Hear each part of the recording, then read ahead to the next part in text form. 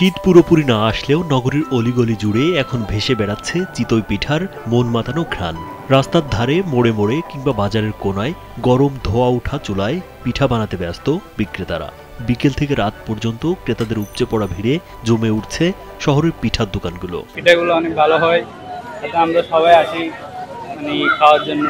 একসময় শীত মৌসুমের সঙ্গে ওতপ্রোতভাবে জড়িত ছিল এই ঐতিহ্যবাহী পিঠা, কিন্তু এখন সময় বদলেছে। সারা বছরই জনপ্রিয় হয়ে উঠেছে চিতই পিঠা, শহরের পাড়া মহল্লা থেকে শুরু করে গ্রামের হাট বাজার পর্যন্ত। স্যান্ডেলিনা সো, রূপচর্চায় আভিজাত্য।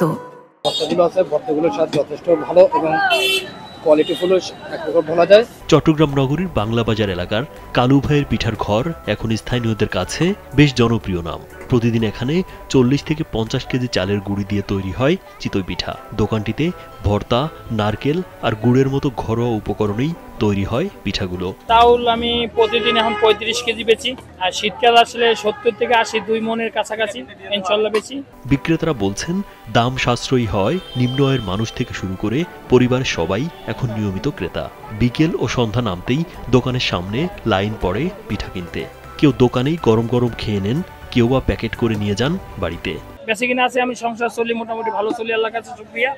দুজন স্টাফ আছে, চালাই। এবার আমার আত্মীয় স্বজন আছে, তারাও একটু হেল্প করে আইসা।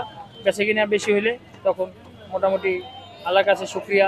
নগরের পাশাপাশি গ্রামীণ বাজারগুলোতেও দেখা মিলছে চিতই পিঠার অস্থায়ী দোকানের। তরুণ উদ্যোক্তারা কেউ হোটেলের সামনে, কেউ ফুটপাতে বসিয়ে বিক্রি করছেন গরম গরম পিঠা। স্থানীয়ভাবে তৈরি লাকড়ির চুলায় নিজস্ব রেসিপিতে তারা আনছেন নতুন স্বাদ ও বৈচিত্র্য। ধন্যবাদ ভর্তা আছে, বাদাম ভর্তা আছে, সরিষা ভর্তা, নোনা ইলিশ, শীতল শুটকি, পাঁচপদে ভর্তা।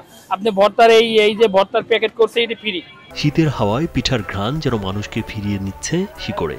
আধুনিক খাবারের ভিড়েও চিতই পিঠা তাই হারিয়ে যায়নি, বরং হয়ে উঠেছে শহুরে জীবনের এক মিষ্টি নস্টালজিয়া। লাকড়ি দিয়ে করলে, বিশেষ করে লাকড়ি দিয়ে করলে জিনিসটা সুন্দর হয়, কালার হয়, পিঠার সুন্দর কালারটা হয়, আর পিঠাটা ফুলে ভালো, মজাও ভালো হয়। আপনি গ্যাস দিয়ে করলে ওইটা হয় না।